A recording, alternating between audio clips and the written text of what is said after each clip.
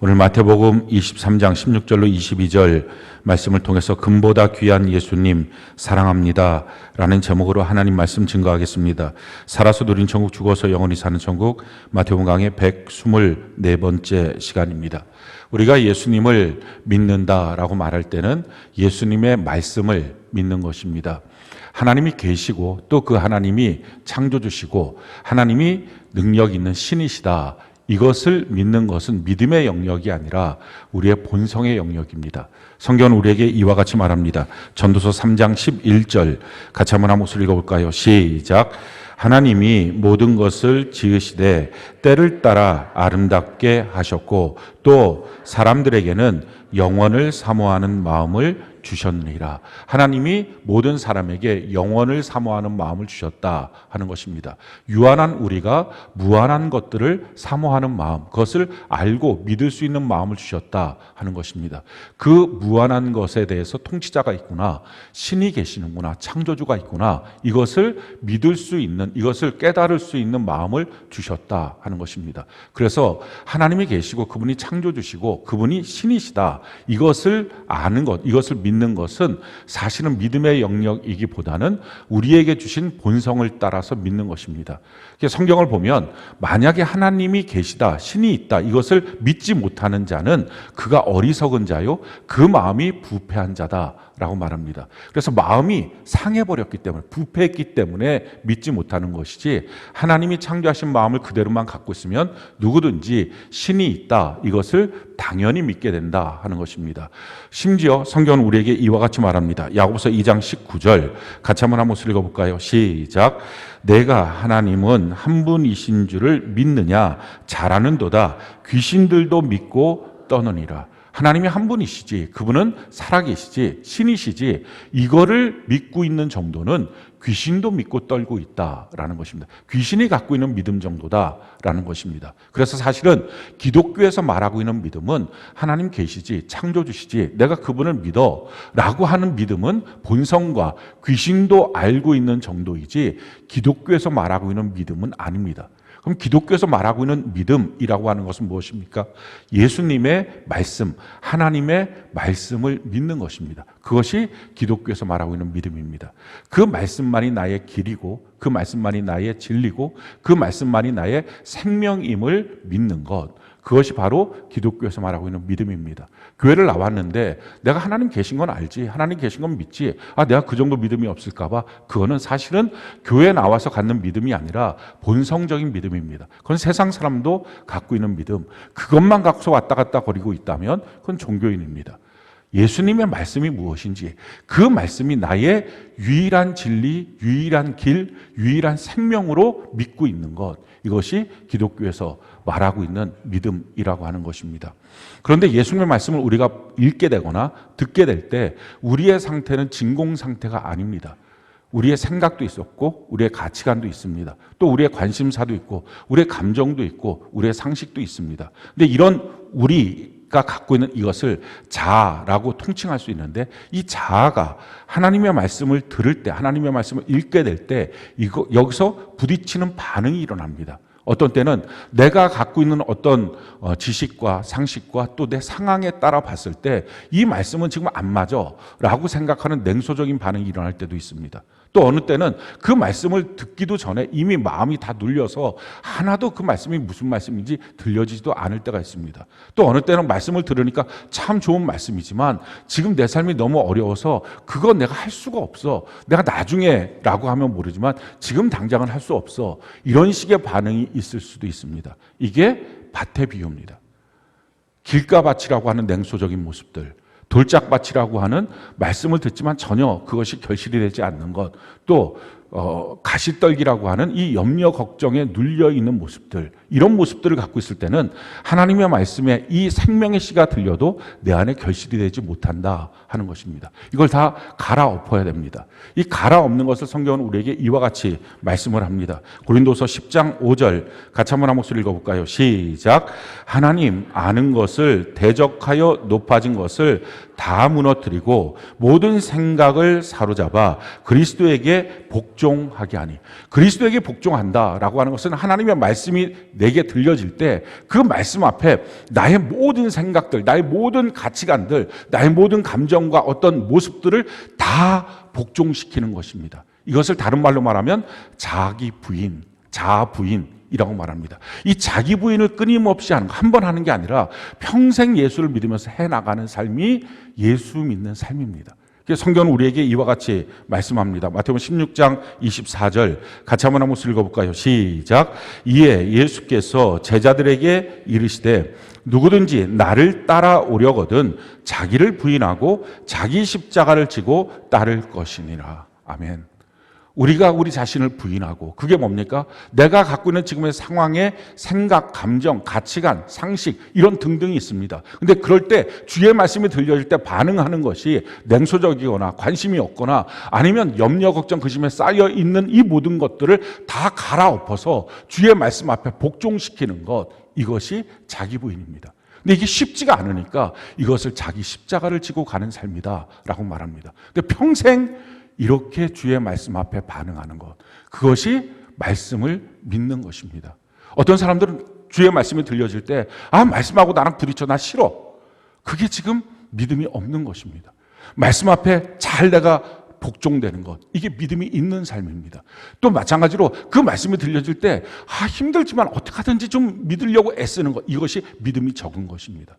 이 믿음을 갖고 우리가 나가는 것입니다. 그럴 때 왜 하나님의 말씀이 들려질 때 우리가 다른 세상의 많은 것들, 상식들, 생각들 때문에 말씀을 잘 못 받을까요? 그 못 받는 이유는 내 주변을 자꾸 돌아봐서 그래요. 내 상황을 자꾸 돌아봐서 그래요. 이런 것들 때문에 내가 그 말씀을 들을 때 그 말씀대로 못해, 복종이 안 돼 라고 생각을 할 것입니다. 근데 성경에 하나님의 약속이 있습니다. 이렇게 말씀하십니다. 고린도서 10장 6절, 아까 우리가 고린도서 10장 5절에 우리의 모든 생각을 그리스도 앞에 복종시켜야 된다, 이렇게 말씀하시고 6절에 이어서 이렇게 말씀하십니다. 같이 한 목소리 한번 읽어봅시다. 시작. 너희의 복종이 온전하게 될 때에 모든 복종하지 않는 것을 벌하려고 준비하는 중에 있노라.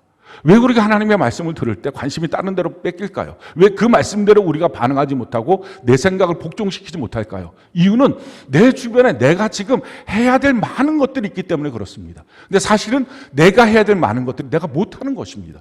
그래서 그것이 염려거리가 되고 근심거리가 되어서 그 상태 그대로 말씀을 들으니 말씀도 안 들리고 예배 시간에 왔다 가지만 자기에게 전혀 영적인 유익을 얻지 못하는 것입니다. 근데 주님 말씀합니다. 너를 복종시키면 너가 복종시킬 수 없는 것들을 하나님이 복종시킬 거야.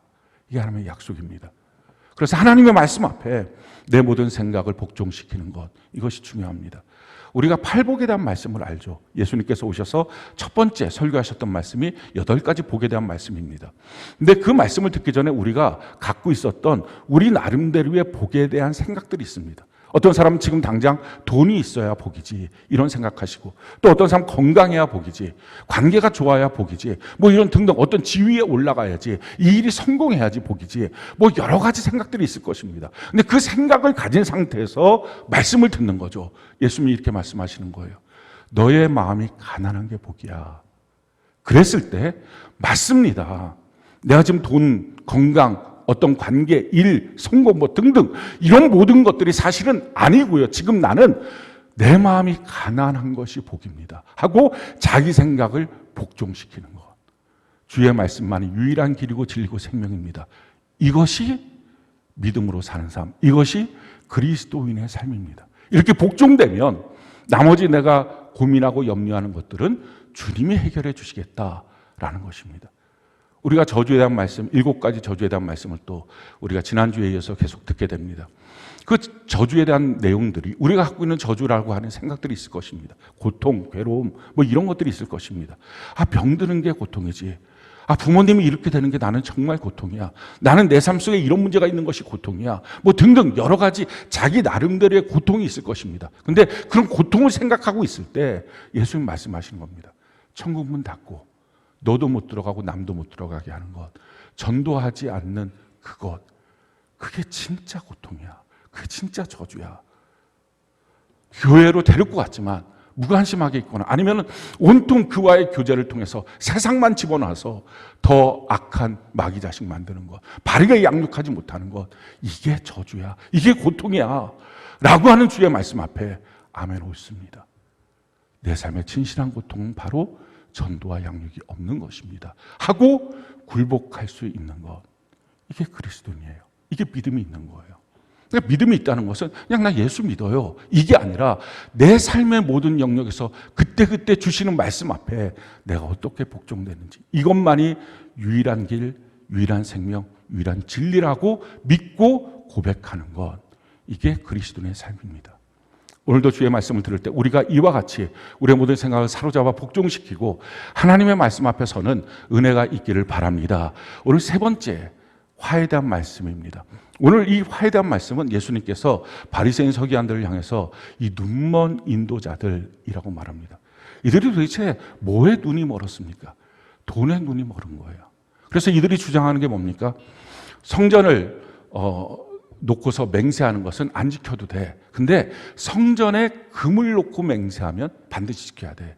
제단을 놓고 맹세하는 것, 이거 안 지켜도 돼. 근데 제단 위에 있는 예물을 놓고 맹세하는 것, 이건 반드시 지켜야 돼 라고 가르치고 있다는 것입니다. 말도 안 되는 얘기를 하는 거죠. 어떻게 성전에 있는 것, 성전하고 이 금하고 뭐가 더 큰 것입니까? 제단하고 예물하고 뭐가 더 큰 것입니까? 근데 왜 이렇게 엉뚱하게 말도 안 되게 이들이 가르칩니까? 예수님 말씀하시는 거, 도대체 뭐가 크냐? 성전이 더 큰 것 아니냐? 제단이 더 큰 것 아니냐? 성전이 크니까 성전 안에 있는 금이 귀한 거고, 제단이 귀한 거니까 그 제단 안에 위에 있는 예물이 귀한 거지, 그게 아니라면 뭐가 그렇게 너를 거룩하게 할 수 있고 귀한 거냐라고 하는 질문을 던지는 것이 오늘 말씀의 내용입니다. 왜 이렇게 이들이 정말 상식 밖의 내용을 갖고 가르칩니까? 그 이유는요, 그 마음속에서부터 그런 이유가 있었어요. 성경 것을 우리에게 이렇게 말씀합니다. 누가복음 16장 13절로 14절 같이 한번 한 목소리 읽어볼까요? 시작. 집 하인이 두 주인을 섬길 수 없나니 혹 이를 미워하고 저를 사랑하거나 혹 이를 중히 여기고 저를 경히 여길 것임이니라. 너희는 하나님과 재물을 겸하여 섬길 수 없느니라. 바리새인들은 돈을 좋아하는 자들이라. 이 모든 것을 듣고 비웃거늘. 지금 예수님께서 야, 하나님과 재물을 겸하여 섬길 수 없어 라고 하는 예수의 말씀을 주십니다. 그랬을 때 그들의 반응이 어떻습니까? 그 말씀을 비웃어요. 왜? 자기들은 돈을 좋아하니까. 우리가 무엇인가 좋아하고 우리가 무엇인가 사랑하는 것들, 그것이 주님 앞에 복종되지 않으면 그것으로 말미암아 우리의 신앙이, 우리의 인격이, 우리의 삶이 얼마나 삐뚤어지고 왜곡되는지를 볼 수 있습니다. 돈의 문제만 그럴까요? 그렇지 않습니다. 인간관계 문제에서도 자기가 아들을 너무 사랑해요. 자기가 딸을 너무 사랑해요. 자기 가정 최고예요. 물론 그럴 수 있습니다. 그런데 그것이 하나님의 말씀이 떨어질 때 말씀 앞에 복종돼야 되는데 그게 안 되는 거예요. 여전히 그냥 그걸 붙잡고 있습니다. 자기는 돈이 최고예요. 자기는 건강이 최고예요. 자기는 직장이 최고예요. 자, 이런 사람들에게 이런 모든 것들이 최고라고 여기는 자기가 사랑하고 자기가 좋아하는 것, 이것이 복종이 안 될 때 얼마나 왜곡되고 구부러진 모습으로 신앙생활 할까요? 그 시대만 그랬을까요? 지금도 마찬가지예요. 돈이라고 하는 것이 얼마나 크고 중요하다고 생각합니까? 그러니까 교회를 와서도 돈 많은 사람이다. 아, 그럼 이 사람 괜찮은 거다. 비중 있는 사람이다. 돈 없는 사람이다. 아, 별로 관심 안 두고. 이런 일들이 비일비재하지 않습니까? 야고보서에 있는 말씀처럼 어떤 좋은 옷 입고 좋은 차 타고 그렇게 하고 교회를 오면 아, 이쪽으로 오세요. 이쪽으로 오세요. 막 관심 갖고 헐벗은 상태로 교회를 오면 아무데나 너 앉아있으라. 그러는 것이 오늘날 교회의 모습 아니냐 하는 거예요. 교회에서도 여전히 돈이 있다는 것, 그게 자기 자신을 드러내고 뻐길 수 있는 모습처럼 되고 있다면 이것이 얼마나 잘못된 일이냐 하는 것입니다. 여전히 자기가 무엇인가 좋아하고 사랑하는 것들, 자기가 좋아하는 어떤 돈의 문제들, 여기에 집중하고 있을 때 성경은 이것을 우리에게 이렇게 말씀하고 있습니다. 디모데후서 3장 1절, 2절, 5절 같이 한번 한 목소리 한번 읽어볼까요? 시작. 너는 이것을 알라. 말세에 고통하는 때가 이르러 사람들이 자기를 사랑하며 돈을 사랑하며 자랑하며 교만하며 비방하며 부모를 거역하며 감사하지 아니하며 거룩하지 아니하며 경건의 모양은 있으나 경건의 능력은 부인하니 이 같은 자들에게서 내가 돌아서라. 고통하는 게 뭡니까? 하나님 말고 다른 거 사랑하는 거예요. 하나님 말고 다른 걸 붙잡고 있으니까 자기를 사랑하는 것, 자기가 좋아하는 것들을 계속 붙잡고 있는 것, 이게 너의 고통이야. 돈을 사랑하고 있는 것, 이게 너의 고통이야. 그러면서도 신앙생활 하죠. 그러니까 어떻게 됩니까? 경건의 모양은 있어요. 큐티도 하고 일기도 쓰고 예배도 다려요. 근데 문제는 경건의 능력이 그 가운데 아무것도 없는 거예요. 텅 비어 있는 신앙의 모습. 오늘날 실제로 하나님을 믿고 있는지, 아니면 사실은 믿는 척만 하고 있는 건지. 이유는 무엇입니까? 말씀을 못 들어서 그게 아니에요. 주님 믿음을 안 주어서 그게 아니라 실질적인 것은 내가 사랑하고 좋아하는 것이 내 마음에 보좌를 차지하고 있기 때문에 그렇습니다. 이것 때문에 눈이 먼 거예요. 오늘 우리가 혹시 눈이 멀어 있는 신앙이라면 오늘 말씀을 통해서 눈이 떠지는 은혜가 있기를 바랍니다. 자, 어떻게 해야 될까요? 첫 번째 해야 될 것, 이제는 더 이상 미루지 말고 선택해야 합니다. 내가 뭐를 믿고 살 건지, 내가 뭐를 의지하고 살 건지 이제는 선택해야 합니다. 성경이 우리에게 이와 같이 말씀합니다. 마태복음 6장 24절 같이 한번 한 목소리 읽어볼까요? 시작.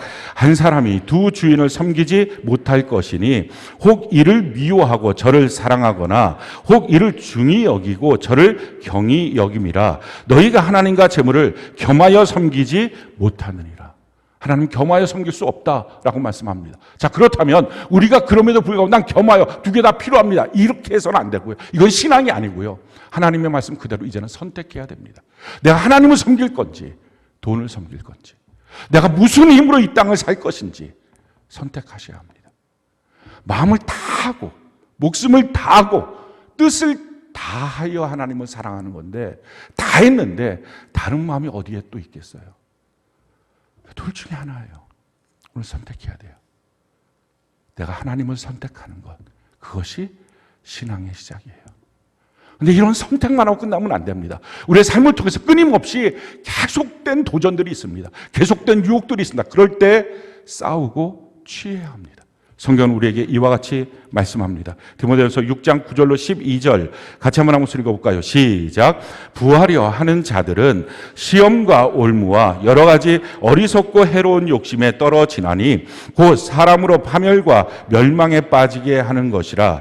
돈을 사랑함이 일만하게 뿌리가 되나니 이것을 탐내는 자들이 미혹을 받아 믿음에서 떠나 많은 근심으로써 자기를 찔렀도다. 오직 너 하나님의 사람아, 이것들을 피하고 의와 경건과 믿음과 사랑과 인내와 온유를 따르며 믿음의 선한 싸움을 싸우라. 영생을 취하라. 이를 위하여 내가 부르심을 받았고 많은 증인 앞에서 선한 증언을 하였도다. 뭐라고 말씀합니까? 부하려 하는 자들, 시험과 올무가 끊임없이 있게 되고 해로운 욕심에 떨어져서 사람으로 파멸과 멸망에 이르게 하고 돈을 사랑한다는 것이 일만하게 뿌리가 되어서 미혹을 받아서 결국은 믿음에서 떠나서 많은 근심으로 자기 자신을 찌르는 인생이 되고 만다라는 것입니다.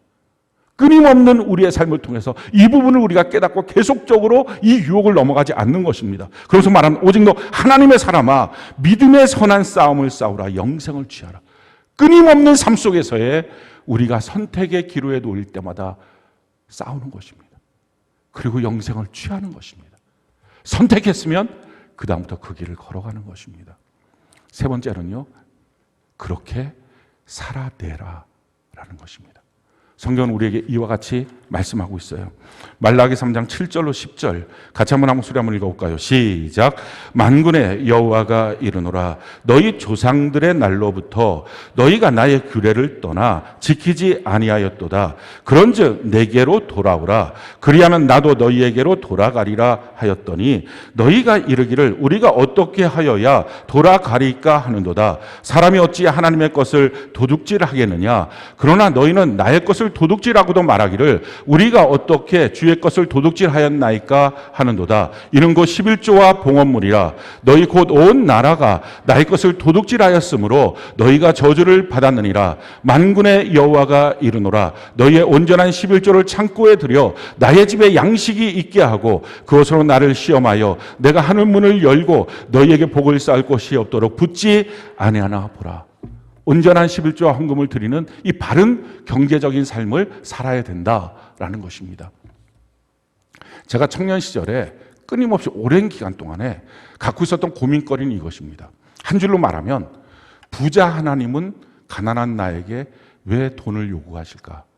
이게 제가 풀리지가 않는 거예요.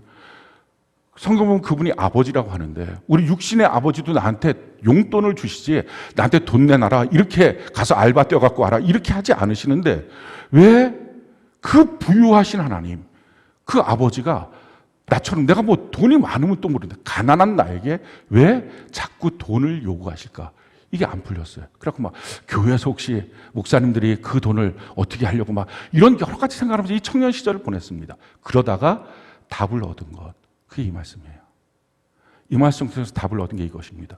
주님 말씀하는 거. 너가 주님을 믿으려면 주님께 돌아오려면 너 11조와 헌물을 드려야 돼. 그렇지 않는 것이 도둑질이야. 라고 하는 이 말씀이 도둑질이 뭡니까?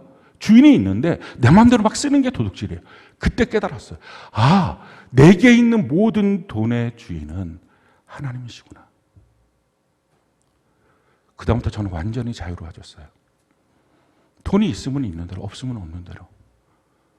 하나님이 주인이시니까. 주인 대신 하나님이 나한테 주시는 만큼 내가 쓰면 되고 또 안 주시면 그냥 굶다가 계속 굶었으면 천국 가면 되고 너무 인생이 간단한 거예요. 그래서 돈에 대한 걱정도 염려도 그날 이후로 아무것도 없어요. 제 평생에 돈에 대한 걱정도 없어요. 염려도 없어요. 있으면 쓰고 없으면 많은 거예요. 그러니까 목사가 되고 나서도 제가 성도님들한테 헌금 내라 막 이름표 적고 막 어떤 교회는 막 이 강단에서 막 이름 부르고 얼마 냈다 박수 쳐줘라 하나도 안 합니다. 왜? 하나님이 돈의 주인이신데 그렇게 할 이유가 뭐가 있어요? 아무 이유도 없는 거예요. 사랑하는 성도 여러분, 자유하십니까? 돈에 대해서 걱정이 아무것도 없습니까? 하나님이 돈의 주인이라고 하는 이 원리 안에 들어가셔야 됩니다. 어떤 분들은 11조를 내면서도 돈 걱정을 합니다. 그거는 종교적 형식을 취할 뿐이지 하나님이 주인이시다. 이 진실한 믿음이 자기의 믿음이 안 돼서 그래요. 그런데 진실한 믿음이 되면 온전한 헌금을 하는 거. 하나님 다 계수하고 계신다는 거죠. 그러니까 온전함을 아시겠죠. 그 온전한 헌금을 하나님 앞에 11조를 하나님께 드리는 것. 이것이 하나님이 주인이시다. 이것을 믿는 온전한 믿음이 된다는 것입니다. 어떤 분들은 또 이렇게 하시는 분들이 있어요. 11조 율법 아니야? 그럼 예수님이 오셔서 그 율법 다 폐하신 거 아니야? 이제 은혜의 시대 아니야? 아니에요. 예수님 오셔서 율법을 완벽하게 하셨지 폐하신 건 아니에요. 그런데 그렇다 할지라도 은혜의 시대니까 꼭 우리가 율법 지킬 필요는 없다 해도 11조는 율법 이전이에요. 창세기 14장에 아브라함이 그러니까 모세를 통해서 하나님이 계명을 주시고 11조 줬으니 훨씬 더 조상이 되는 아브라함이 멜기세덱한테 10분지를 드립니다. 11조를 거기서 처음으로 해요. 그리고 야곱이 베델강에서 하나님 앞에 10분지를 하나님 앞에 서언을 합니다. 그러니 이것은 율법보다 훨씬 이전의 것입니다. 왜 이걸 하십니까? 물질의 주인 되신 하나님을 믿도록 하는 것입니다. 그게 믿어지면요 정말 자유로워요. 아주 편해요. 그게 안 믿어지니까 그냥 돈이 없으면 벌벌 떨고 다음 달에 지금 돈이 있어도 다음 달에 돈이 없으면 어떡할까 이렇게 막 전전긍긍하고 그리고 우리 삶에 자기가 써야 될 걸 쫙 정해놔요. 그러고서 그만큼이 안 되니까 힘들다 그래요. 아 그런 게 어디 있어요. 하나님이 내 삶에 꼭 알아서 필요한 만큼 주실 테니까 그 주신 것을 갖고 그 안에서 쓰는 거지 자기가 뭐라고 그냥 그거를 요렇게는 꼭 줘야 된다고. 아니 자기가 사장이 아니잖아요. 하나님이 주인이시고 자기는 종업원이면 주시는 대로 받는 거지. 그렇게 하고 그 안에서 살아가는 것입니다. 또 한 가지 이 11조를 통해서 하나님이 주신 약속이 뭐예요? 이 11조를 드리면 너의 집의 모든 곳에 넘치도록 하나님이 복을 붓지 아니하나 보라. 아, 이 11조가 하나님의 축복의 열쇠였구나 하는 걸 제가 깨달았어요. 내 삶에 주시는 하나님의 놀라운 복이 있죠. 근데 그 복을 받을 수 있는 열쇠가 뭐예요? 이게 11조 헌금이었어요. 성경은 우리에게 이와 같이 말씀합니다. 고린도후서 8장 9절, 9장 8절, 10절 같이 한번 목소리 한번 읽어볼까요? 시작. 우리 주 예수 그리스도의 은혜를 너희가 알거니와 부유하신 이로써 너희를 위하여 가난하게 되심은 그의 가난함으로 말미암아 너희를 부유하게 하려 하심이라. 하나님이 능히 모든 은혜를 너희에게 넘치게 하게 하시나니 이는 너희로 모든 일에 항상 모든 것이 넉넉하여 모든 착한 일을 넘치게 하게 하려 하심이라. 심는 자에게는 씨와 먹을 양식을 주시는 이가 너희 심을 것을 주사 풍성하게 하시고 너희 의의 열매를 더하게 하시니. 하나님의 그 부유하심을 가난한 나에게 주시고 나의 가난함을 가져가시는 이 축복의 선순환의 원리 어떻게 이루어집니까? 너에게 준 것은 씨와 양식이 있다는 것입니다. 씨는 심어야 돼요. 당장에 그 씨까지 다 먹으면 이번 달은 좋을지 모르지만 다음번서부터는 거둘 것이 없잖아요. 하나님의 복은 그냥 뚝뚝 떨어지는, 특별히 물질의 복은 그런 게 아니라 심고 거두는 법칙입니다. 씨를 심어야 돼요. 그 심는 씨가 뭐예요? 그게 11조 헌물이라는 것입니다. 그걸 통해서 하나님이 내 삶의 모든 착한 일을 넘치도록 할 수 있도록 하나님이 내게 주신다 하는 것을 깨닫는 것입니다. 사랑하는 성도 여러분, 돈의 문제 앞에서 많은 사람들이 시험 들어요. 정말 돈의 문제 앞에 부하고자 하고 돈을 사랑하는 것이 시험거리가 돼서 교회 안에서 시험 드는 것들의 95%가 다 돈 문제예요. 예전에 내가 교회를 다녔는데 이제 안 다니고 있어요. 대충 돌아다니는 사람들한테 물어보십시오. 한 95%가 다 돈 문제예요. 돈에 시험 들었다고. 교회 갖고 헌금 얘기한다고. 헌금에 대해서 강요하고 강압하는 것, 성경을 떠나서 하는 것들, 이건 다 틀린 것입니다. 그러나 성경대로 하는 것, 그거 해야죠. 왜 합니까? 이게 축복의 씨앗이니까. 내 삶에 열심히 돈 벌어서 먹고 사는 게 아니라 씨를 심어야, 심고 거두어야 그 안에 하나님의 축복의 은혜가 있는 것입니다. 우리가 어떻게 살 것인가? 평생에 돈에 대해서 시험 들 만큼 그렇게 안 사는 것, 돈 걱정 자체가 없는 것, 돈에 대한 염려가 없는 것. 하나님이 내 돈의 주인이시다. 너무 간단한 거예요. 이 믿음만 있으면 내 필요한 거 주시겠고 어느 날부터 안 주시는 그날이 내가 이제 천국 가는 날이구나 생각하면 너무 깔끔하고 간단합니다. 그렇게 우리 인생을 사는 것입니다. 자, 그렇다면 성경적인 헌금의 생활 어떻게 하는 것입니까? 첫 번째, 고린도서 8장 2절로 3절 12절 같이 한번 읽어볼까요? 시작.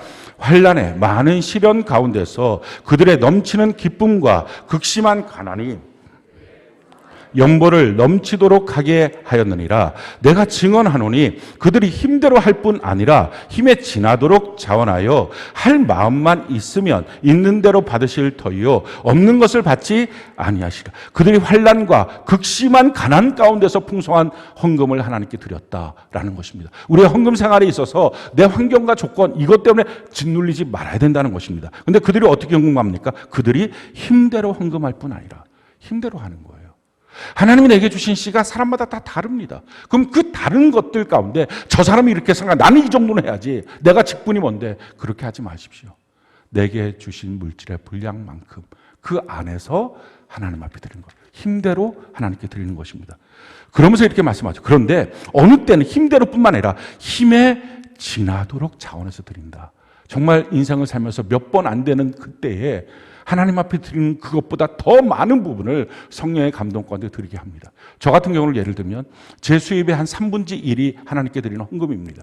근데 평상시에 그렇게 드리고 있는 거예요. 근데 그러다가 어느 날 정말 성령의 감동 때문에 하나님께 드려야 되겠다는 이 막 갈망이 생깁니다. 그리고 하나님께 드리는 거예요. 제 기억으로는 아마 지금까지 집 2번을 하나님 앞에 다 드린 것 같아요. 뭐 갖고 있는 거 사람들 다 뻔하지 않습니까? 재산이. 집 말고 뭐가 대단한 게 더 있겠어요. 집 2번 드리고 차는 여러 번 드리고 폐물, 결혼 폐물도 다 하나님께 드리고 저 결혼한 거 맞아요. 그런데 폐물은 없어요. 이 반지가 없다고 결혼 안 했거나 이렇게 생각하면 안 됩니다. 이거 다 하나님께 드린 거예요. 뭐 끼고 다니면 뭐 할 거예요. 자, 그러니까 이런 식으로 어느 날 힘에 지나도록 드릴 때가 있습니다. 그런데 그것을 매달 드리는 것 그건 아니에요. 그 헌금의 집에 눌려 사는 것 하나님의 뜻 아닙니다. 또 한 가지 헌금에 대해서 이렇게 말씀하시죠. 할 마음만 있으면 있는 대로 받으실 터이요 없는 것을 받지 않는다. 빚내서 헌금하지 마십시오. 대출받아서 헌금하지 마십시오. 하나님께 드리는 헌금은 우리에게 지금 주신 것 안에서 그 씨를 심는 것입니다. 그래서 막 지나치게 빚내서 저 사람이 그러니까 내 마음속에 막 성령의 감동이 있어서 어떻게든 지금 빚내서 하겠다. 뭐 어떤 다른 데 같은 경우는 막 그 통장들 나눠주고 빚을 내라고 대출하라고 그랬고 막 헌금하. 이거 다 성경적으로 잘못된 것입니다. 성경적으로 잘못된 헌금을 드리면 반드시 돈에 대한 시험이 따라옵니다. 하나님의 말씀대로 하는 것이 가장 좋습니다. 자, 두 번째, 헌금, 성경적으로 하는 헌금은 어떤 것입니까? 고린도후서 8장 5절 같이 한번 읽어볼까요? 시작. 우리가 바라던 것뿐 아니라 그들이 먼저 자신을 주께 드리고 또 하나님의 뜻을 따라 우리에게 주었도다. 내 자신을 하나님께 먼저 드리는 것입니다. 하나님은 나를 받으시고 그 다음에 내 헌금을 받으세요. 나는 하나님께 드릴 마음도 없고 믿음도 없고 아무것도 없어요. 근데 그냥 헌금 툭 드리는 거. 이거 다 헛수고입니다. 최초의 사람이 하나님께 드렸던 예물이 있어요. 그 예물을 드렸던 사람이 가인과 아벨입니다. 근데 그 가인과 아벨이 하나님께 예물을 드릴 때 이렇게 드렸어요. 창세기 4장 3절로 5절 같이 한번 읽어볼까요? 시작. 세월이 지난 후에 가인은 땅의 소산으로 제물을 삼아 여호와께 드렸고 아벨도 자기도 양의 첫 새끼와 그 기름으로 드렸더니 여호와께서 아벨과 그의 제물은 받으셨으나 가인과 그의 제물은 받지 아니하신지라. 가인이 몹시 분하여 안색이 변하니. 자, 어떻게 했습니까? 가인은 자기의 농산물을 하나님께 드렸습니다. 근데 아벨은 자기의 기를렀던 양의 첫 새끼를 드렸습니다. 이 내용은 동물이냐 식물이냐의 문제가 아니라 재료의 문제가 아니라 자세와 태도의 문제입니다. 그러니까 하나님이 가인도 안 받고 그의 재물도 안 받은 거예요. 왜? 그의 자세와 태도가 잘못됐으니까. 아벨도 받고 아벨의 예물도 받으셨어요. 그의 자세와 태도가 되니까. 무엇입니까? 그냥 드린 것과 첫 번째 것 하나님께 드리려고 계속 하나님 앞에 주목하고 있었던 그 준비의 삶. 그것입니다. 하나님께 드리는 예물 그냥 주머니에 있는 거 툭 드리는 게 아니에요. 드리려고 미리부터 준비하고 있었던 것. 그것입니다. 그래서 세 번째 하나님께 드리는 예물에 대해서 이렇게 말씀합니다. 고린도서 9장 5절 같이 한번 읽어볼까요? 시작. 그러므로 내가 이 형제들로 먼저 너희에게 가서 너희가 전에 약속한 연보를 미리 준비하게 하도록 권면하는 것이 필요한 줄 생각하였노니 이렇게 준비하여야 참 연보답고 억지가 아니 준비된 예물을 하나님께 드리는 것입니다. 하나님께 드려야 될 예물을 미리 띄워놓고 준비하는 것입니다. 저 같은 경우는 월급 받는 그날 가서 헌금을 먼저 찾습니다. 그리고 교회에 와서 다 그 헌금 봉투에다가 그 액수를 놓고 이름을 쓰고 헌금 액수를 씁니다. 그리고 한 달치를 준비해 놓는 거예요. 그렇게 해야 짜투리를 드리지 않습니다. 쓰다 남은 것. 하나님 거지 아니에요.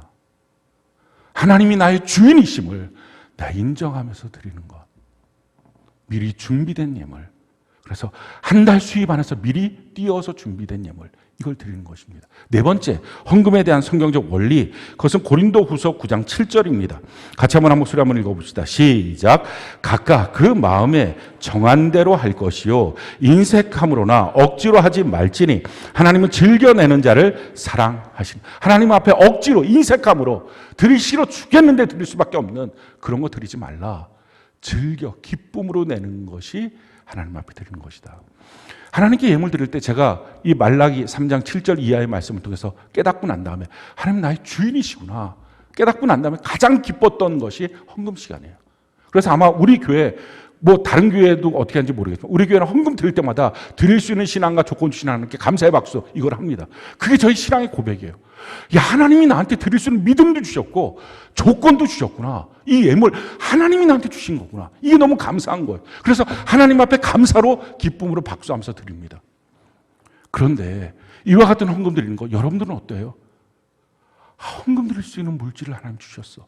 하나님 주신 거야. 너무 감사해. 이렇게 계속 드릴 수 있는 물질 하나님 내게 주셔서 너무 감사해. 그 믿음도 계속 주셨어. 이게 너무 감사해.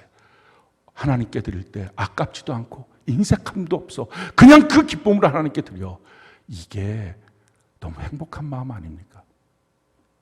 근데 이것을 즐거움으로 드리는 것입니다. 즐거움인지 아닌지 알 수 있는 방법은 이거예요. 특별 헌금이 연속적으로 모여 있을 때 마음의 상태를 보면 압니다. 이제 4월 달쯤이 되면 우리가 고난 주간을 해요. 날마다 이제 예배를 드리면서 헌금을 드립니다. 그리고 이어서 부활절입니다. 부활절 특별 헌금을 해요. 그리고 평상시 같으면 2주, 3주, 1주 지나고 나면 교회 창립 기념 주일이에요. 그걸 또 하나님께 야, 무슨 헌금이 이렇게 연속적으로 있어? 그럴 때 내 마음이 너무 기쁘다. 드릴 수 있는 물질도 주시고 믿음도 주셨어. 근데 그건 약과예요. 11월 달에 가야 돼요. 11월 달에 가면 추수감사절이 있어요. 그 예물을 드리고 난 다음에 성탄절이 있고 에베네셀 주일이 있고 영시 예배가 있어요. 야, 이 연속적인 헌금 가운데 주님 앞에 너무 기쁘다. 그게 즐겨내는 것입니다. 이런 건 어떻습니까? 내가 하나님을 선택한 자인지 돈을 선택한 자인지. 하나님을 선택한 자는 하나님을 뺏어가려고 하는 그 어떤 시도에 대해서도 분노합니다. 너무 속상합니다. 돈을 선택한 자는 그 돈을 뺏어가려고 하는 그 모든 시도에 대해서도 속상해하고 분노합니다. 나는 무엇을 선택한 사람인지. 우리가 경제적으로 매우 어려운 때를 지금 보내고 있죠. 세계 경제가 다 어렵습니다. 이 어려운 때를 보낼 때 사람마다 다 긴축을 합니다. 우리도 그렇게 긴축해야 되겠죠. 근데 긴축할 때 예수 믿지 않는 사람의 긴축은 그냥 돈을 아끼는 거예요. 먹고 살려고. 근데 우리는 이 어려운 때 한 가지를 배우면서 살아야 됩니다. 성경 것을 우리에게 이렇게 말씀합니다. 신명기 8장 3절로 4절, 16절로 18절. 같이 한번 목소리 읽어볼까요? 시작. 너를 낮추시며 너를 줄이게 하시며 또 너도 알지 못하며 내 조상들도 알지 못하던 만나를 내게 먹이신 것은 사람이 떡으로만 사는 것이 아니요 여호와의 입에서 나오는 모든 말씀으로 사는 줄을 내가 알게 하려 하심이니라. 이 40년 동안에 내 의복이 헤어지지 아니하였고 내 발이 부르트지 아니하였느니라. 내 조상들도 알지 못하던 만나를 광야에서 내게 먹이셨나니 이는 다 너를 낮추시며 너를 시험하사 마침내 내게 복을 주려 하심이었느니라. 그러나 내가 마음에 이르기를 내 능력과 내 손의 힘으로 내가 이 재물을 얻었다 말할 것이라. 내 하나님 여호와를 기억하라. 그가 내게 재물 얻을 능력을 주셨음이라. 이같이 하심은 내 조상들에게 맹세하신 언약을 오늘과 같이 이루려 하심이니라. 우리가 낮춤을 받고 광야같이 어떻게 보면 먹을 것이 없는 그런 척박한 환경 속에 이 경제적인 위기의 삶을 살아가고 있을 때 예수 믿는 사람 배워야 되는 것은 돈으로만 사는 게 아니야. 하나님의 말씀으로 사는 거야. 말씀대로 살고 말씀대로 행하는 일들을 연습해 보는 것입니다. 주님의 말씀이에요. 이 40년 광야 생활 동안에 너 중에 의복이 없어서 벗고 다닌 자 있느냐? 신발이 없어서 발이 헤인 자가 있느냐? 하나님 공급해 주신다는 거예요. 그래서 이들은 날마다 나가서 만나를 거두었어요. 우리도 동일합니다. 내게 주신 직장 가운데 날마다 나가서 성실함을 입는 것입니다. 또 하나님 앞에 날마다 우리에게 양식을 달라고 기도해야 됩니다. 그런데 그것은 물질의 축복은 아니에요. 우리의 삶을 훈련시키는 과정 속에서 우리에게 공급하시는 것입니다. 진짜 물질의 축복은 뭐예요? 너를 낮추시고 너를 시험하사 마침내 너에게 복을 주실 거다. 그 복은 재물을 얻는 능력을 주는 것이다 라는 거예요. 얼마를 주겠다 이게 아니라 나의 하나님이 그리스도 예수 안에서 그 영광 가운데 쓸 모든 것들, 그 쓸 수 있는 재물에 재물 얻는 능력을 주시고 재물 쓸 수 있는 지혜를 주시겠다. 근데 그 재물 얻는 능력은 뭡니까? 단련된 믿음으로 나오는 거예요. 내가 얻었다고 내 능력으로. 그래서 이 직장 때문에 그래서 어느 순간인가 하나님과 직장을 놓고 갈등할 사람이 될까 봐 철저하게 말씀으로 사는 법을 훈련하다가 주시는 하나님의 은혜와 복입니다. 사랑하는 성도 여러분, 우리가 지금 선택해야 됩니다. 하나님을 믿고 의지하고 살 것인지 돈을 믿고 의지하고 살 것인지. 그리고 우리가 선택했으면 싸워야 됩니다. 매 순간마다 싸워야 됩니다. 그리고 성경 말씀 그대로 행하며 사는 것입니다. 사랑하는 성도 여러분, 돈 있으면 하나님 기뻐할까요? 그렇지 않아요. 어떻게 벌고 어떻게 쓰느냐가 핵심이죠. 제가 이렇게 셀장 모임할 때 양육을 했어요. 어떤 셀장한테 제가 10,000원을 줬어요. 그 셀장이 나한테 와서 10,000원짜리 막 흔들면서 목사님 저는 10,000원이 있는 사람이에요. 나한테 만약에 한다고 합시다. 그러면 이 사람이 왜 흔들지? 그거 내가 준 건데 하지 않겠어요. 내가 보는 관심사는 뭐예요? 그 사람이 10,000원이 있다고 흔드는 게 아니라 그 돈을 어떻게 쓰고 있느냐. 그게 저의 관심사 아니겠어요? 마찬가지예요. 하나님은 어떤 우리에게 지위를 줬어요. 어떤 재물을 줬어요. 근데 그 재물을 자랑하느라고 내가 이런 집에 살아요. 내가 이런 차를 몰고 다녀요. 나는 이렇게 연봉을 받아요. 이거 자랑하느라고 하고 있으면 하나님 봤을 때 내가 준 거야. 너 어디서 자랑해? 하지 않겠습니까? 그걸 어떻게 쓰고 있느냐. 그게 하나님의 관심사예요. 우리 평생에 만나야 될 대상이 셋이 있어요. 하나님, 평생 만나죠. 둘, 사람. 세 번째, 돈이에요. 이 관계를 바로 맺는 것, 이 신앙인의 삶입니다. 하나님은 경배하고, 사람은 사랑하고, 돈은 사용하는 거예요. 그 돈을 갖고 하나님을 경배하는데, 사람들을 사랑하는데 쓰는 것입니다. 이게 타락하면 잘못돼요. 자기를 경배하고, 돈을 사랑하고, 사람을 사용해요.